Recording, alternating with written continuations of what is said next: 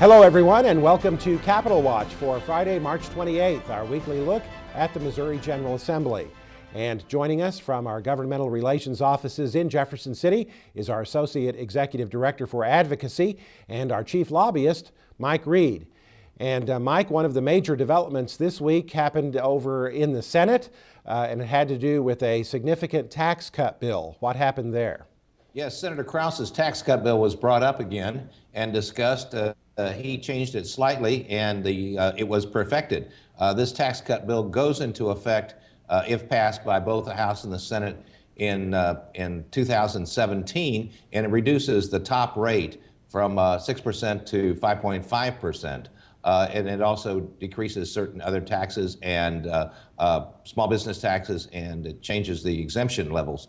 Part of the problem, again, with this bill is with all of the tax cut bills, is that it reduces the money in general revenue. There is no fiscal note on this bill because it takes effect 3 years out, and fiscal notes are written only in the 3 years that surround the bill. So our analysis of this bill says that schools would lose someplace between $450 million. A high end, the budget projects us out at someplace over $700 million.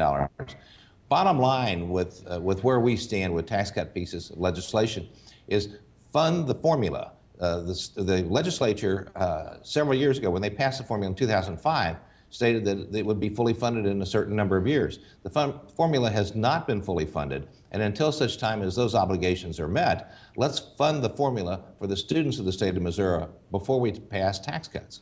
And Mike, this bill does not contain any guarantee of funding the formula as some previous bills have. Is that right? No, that was part of the negotiations, and this bill does not do that at all.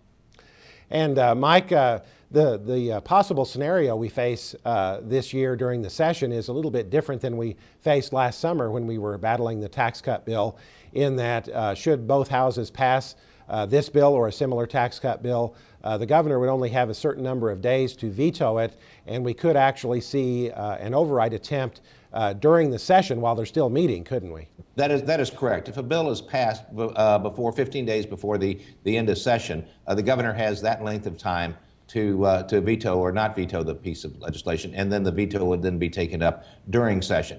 Otherwise, when bills are passed at the end, vetoes come later. The governor has a different set of time in which to examine and veto a bill, and the veto is taken up in the veto session in September.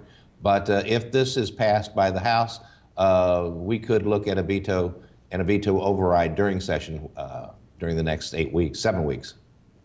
All right, Mike, and another issue that received a lot of attention this week, the Common Core state standards.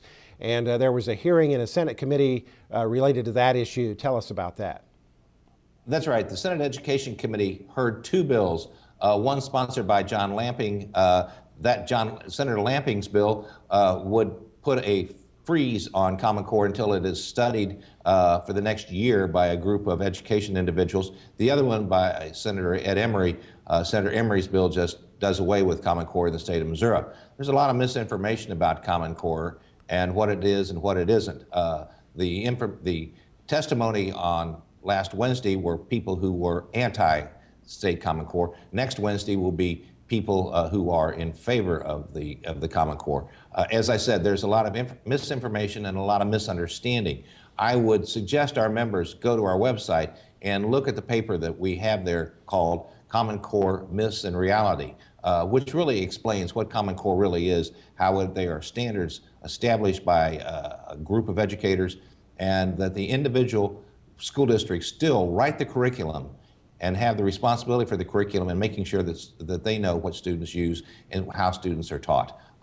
So it's a very interesting situation, and I encourage our members to read it and ask questions. And Mike, this is getting kind of serious, isn't it, these attacks on the Common Core? Yes, they're very serious, and there's a real question on whether or not this would pass and what would happen. The state of Missouri has already spent more than 3 years on working on developing these standards, and for schools and for students, and where students should be at various levels and various grade categories. So this is a this is a very serious challenge to the ability of people at the local level to write their own curriculum. Mm-hmm. And also, Mike, we had some developments related to the state budget this week. Tell us about that. Yes, the state budget was passed by the House and has now gone to the Senate, and they will start work on it. The budget, as passed by the House, gives an extra $122 million at the low level to fund the foundation formula. The budget has an interesting part of it that says if in fact the money comes in higher than the House and Senate believe it is coming in at the governor's figures, then there will be another $150 million added to the state foundation formula. So we either get $122 million or we get another increase, but we will not know that until the end of the budget cycle a year from now. So I would suggest that our districts rely on the lower figure because you can't spend what you don't know you have. Mm-hmm. And Mike, we also had some progress this week on what's known as the supplemental budget, which is some additional money for the current fiscal year. What's that all about? Yes, the supplemental budget is passed each year because it supplements what is not met in the regular budget. So when the regular budget comes in and we see that we're going to not meet and not hit some certain things, then the supplemental budget backfills that. The money in the supplemental budget was an increase of $22 million because certain funds did not come in as anticipated. We think it should have been a little higher, but at least it's $22 million more than we had. There's also money in there. There's a difference between the House and the Senate on how much money goes to the Normandy School District, that goes now back to conference, and the conference committee will make a determination on how much money will go to Normandy so Normandy can finish out the rest of the school year. And Mike, it's hard to believe, but we only have a few weeks left in this current session. They're back from spring break, obviously, and really getting down to business. It's a very busy time. What can we expect this coming week? Well, they came back with a roar as the Senate went back and passed the tax cut bill. That will be third read and passed, and I believe it will be passed. It will be third read, and I believe the votes are there to pass it earlier this next week. The Senate will be working on the budget. The House will be working on more education items. The Senate education bill dealing with transfers is in the House. That will be worked upon, and Common Core will be discussed again in the Senate Education Committee. Big week next week. All right, Mike Reed, thanks very much for your insight into the legislative activities for the past week and the coming week. We always appreciate that.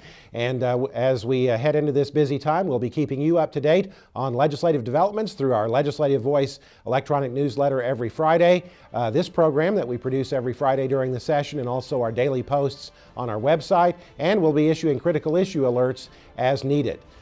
Thank you very much for joining us on this edition of MSBA's Capitol Watch.